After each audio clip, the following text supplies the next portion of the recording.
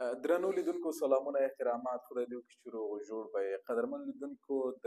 افغانستان په سطحه باندې د ځینې شیانو سره په لاس او ګریوان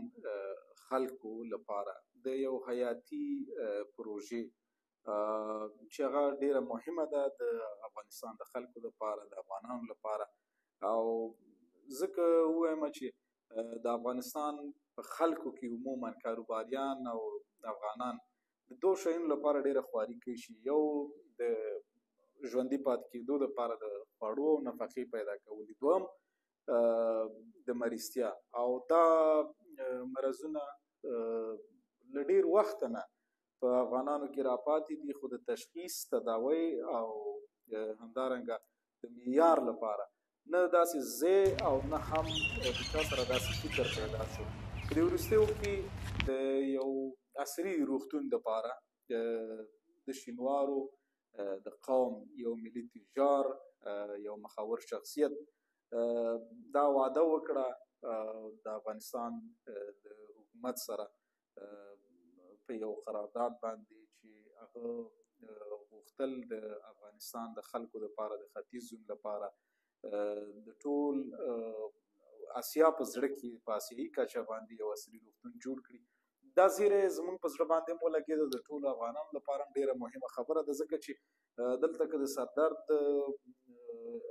مرض هم یو څو ورځې اوږد شي، نو بیا ګاونډیو هېوادونو ته د تکل پلمې لټوي او همدارنګه ارمانونه خلک کوي چې ارمان زه د دې مرض د تداوی او د تشخیص لپاره نورو ګاونډیو هېوادونو ته تللی وي. خو د افغانستان یو بچی را پیدا کېږي او هغه وایي چې د اسیا په کچه باندې به د تشخیص او تداوی لپاره داسې یو عصري روغتون جوړوم چې د نورو هېوادونو نه به افغانستان ته خلک راځي. لاس په دعا خلک به د دې خبرې نه هم خبرېږي او د دې بېوزلو د مریضتیا او هغه آهونه به هم اورېدل شوي، د خدای په دربار کې به ځینې دعاوې قبولې شوي. او دا دی په دې به انشاءالله ننګرهاریان د ختیځ او د افغانستان خلک خوشحالیږي هم په دې خبر باندې چې انشاءالله دلته به یو روغتون جوړیږي او عملا دغه چارې پیل شوي هم دي. نو دا زیری مونږ په تاسو لورېده او خدای دې وکړي چې دا خپرونه سره تر پایه واورئ. او د دې خپرونې محتوا هم همدغسې ده چې په ننګرهار کې په لومړي پړاو کې، په لومړي فاز کې به سلبستري زو او دې سره بیا مخکې زو او د دې د مسؤل نه دا خبرې اترې به اورو، معلومات به ترلاسه کوو چې دا روغتون به په کومو برخو کې فعالېږي، څه به یې پکې، کومې اسانتیاوې به یې پکې، څومره وخت دپاره به دا بشپړېږي او په دې باندې به څومره سرمایه ګزاري کېږي. نو دغه میلمه د تاسو سره مخامخ کوو په سر کې. خو عیسی محترم ډېره مننه چې موږ له مو وخت راکړ، ستړي مه شئ او لنډ ځان معرفي کړئ.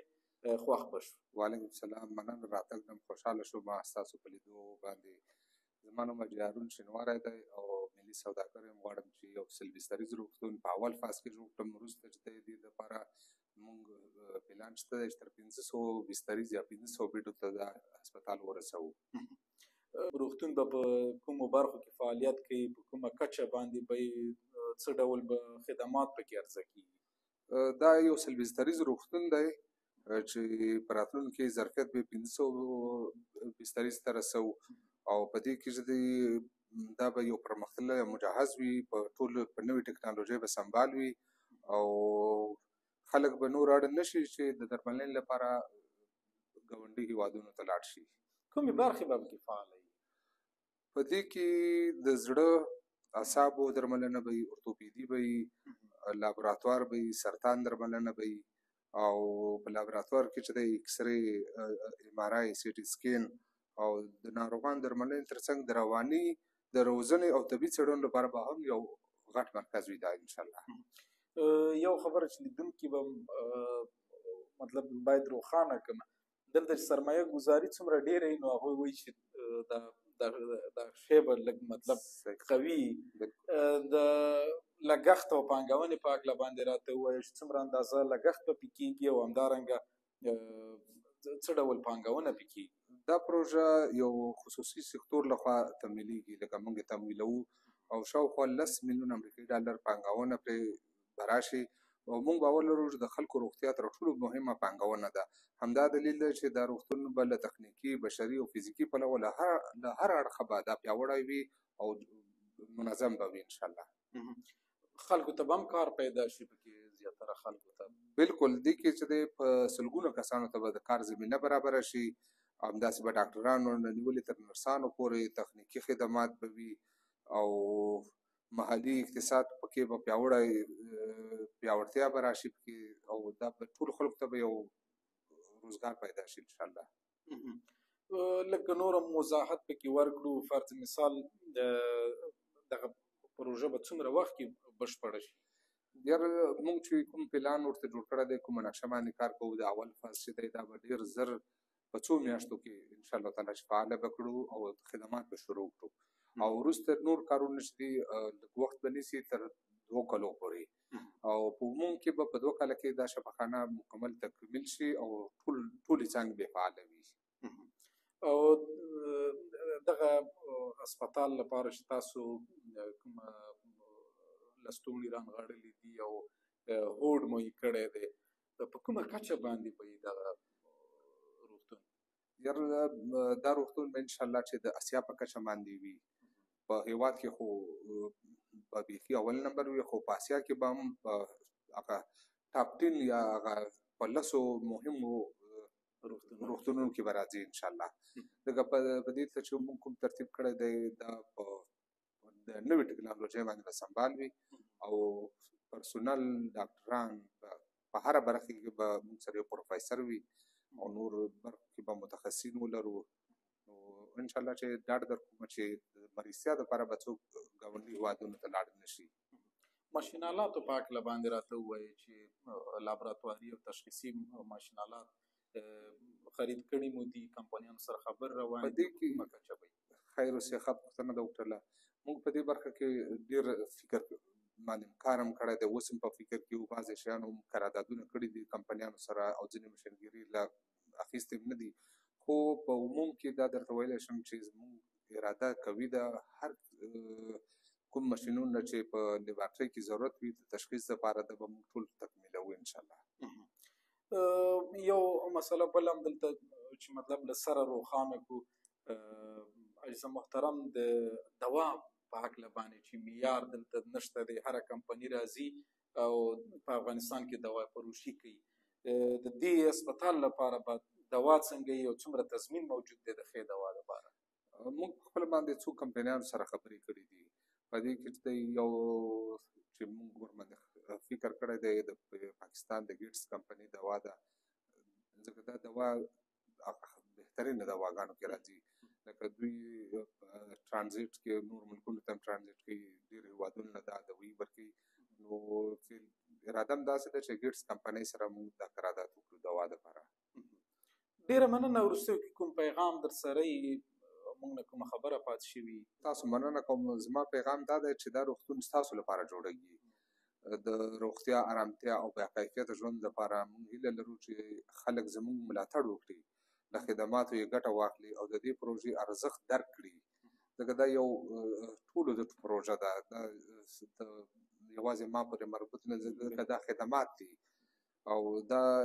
روغتون دی، بلکې د باور، امید او پرمختګ لپاره یو سمبول به وي انشاءالله. او وروستیو کې یو پوښتنه به بله هم وکړم چې دغه عمره سرمایه چې تقریبا چې 10 میلیونه 15 میلیونه یا 3 میلیونه ډالر تاسو سرمایه گذاري کوئ په دې، ولې دا فکر درته پیدا شو؟ په دې خاطر باندې دا فکر موږ سره پیدا شو چې دلته څومره روغتونونه چې په ننګرهار کې دي ټول د روغتون په نقشه باندې نه دي. چا په کور کې جوړ کړی دی، چا په یو مارکیټ کې کلینیک او روغتون جوړ کړی دی. خو موږ سره د دې فکر شو چې دا باید موږ پوره هسپتال ولرو. دا نه شي ډاکټر دلته که لږ سخت مریض پیدا شي نو خلک وایي چې بس کابل ته ویسه یا پېښور ته ویسه. دا ستونزه به حل وي انشاءالله زموږ په روغتون کې. دا به نه وي چې مریض لږ تداوي موږ وکړو بیا ورته وي چې اوس لاړ شه بل ځای ته، کابل ته لاړ شه یا پېښور ته لاړ شه. د اخره پورې به موږ د دوی علاج په موږ سره په دې هسپتال کې کېږي او دا ناامیدي به چا سره نه وي چې په مابین کې بس بل طرف ته لاړ شه. زه د تخنیکي پلوه هم یو پوښتنه دا کومه چې یو د وی آی پي اتاقونو په هکله باندې فرض مثال زموږ مختلف چارواکي عملا دا اوس د هېواد پخوانی ولسمشر حامد کرزي جرمني ته د سترګې د عملیات دپاره تللی د وی آی پي اتاقونو په هکله باندې هم او همدارنګه ډېری هسپتالونو روغتونونو کې دا ستونزه موجوده ده په افغانستان کې چې اکسیجن ختم شو کوټې یخې دي یا ګرمې دي په موسمونو کې فرض مثال په ژمي کې کوټه یخه وي په اوړي کې کوټه ګرمه وي نو د دې سیستم دپاره داسې څه معیاري توګه باندې کار کېږي خیر اوسې مونږ چې دی په دې کې سی پلانټ سیستم دی لکه څوک چې زموږ روغتون ته داخل شي د هوا د ګرمویش او د دغه نه به یخوالي نه به شکایت نه کوي اوړي کې به بیخي نارمل هوا یخه به وي او په ژمي کې به ګرمه وي بل دویمه پوښتنه دا ده چې مونږ هڅه او کوشش دی چې د درملنې لپاره چاته دغه ونه شي چې یاره دلته ما درملنه نه کېږي او زه به ولاړ شم خارج ته که چکر دپاره ځي خو هغه خو هغوی کار دی خو د درملنې لپاره مونږ کوشش او هڅه دا ده چې ټول خدمات دلته ترسره کړو ورته یعنی وی آی پي سیستم به وی آی پي سیستم به موجود وي بالکل وی آی پي سیستم خو خپل اتاقونه به وي آی پي دپاره چې هغه کې دا هم په نظر کې نیولي دي چې هغه سیکیورټي هم هغه منظم شکل باندې وي د هغوی دپاره چې هېڅ نه مشکل نه وي اوس خو الحمدلله امن دی خو آینده دپاره هم دا فکر مو کړی دی چې یو کس لکه ډیپلوماټ وي یا مثال یو سیاسي کس وي هغه راشي زموږ شفخانې ته موږ هغه دپاره هغه تدابیر په نظر کې اول نه نیولي دي یعنی روحي طور او فزیکي طور به امن کې مریض انشاءالله بل ساحه تاسو ولیده پراخه ساحه ده او انشاءالله زموږ نقشه به ورځ نیمه کې به زه بیا تاسو سره شریکه کړم انشاءالله هغه به تاسو وګورئ نو ډېره ښایسته نقشه ده او پرمختللې نقشه ده او اطمینان در کومه چې ټول خلک به دلته موږ سره خوشحاله وي ډېره د صحت په برخه کې خیر اوسئ مننه ژوندي اوسئ بیا مو کور ودان چې وخت مو راکړ کور ډېر ودان راتګ نه مننه خوشحاله او آباد اوسئ قدرمن لیدونکو د یو بلې خپرونې سره دا چې یوه مهمه مرکه وه او مهمه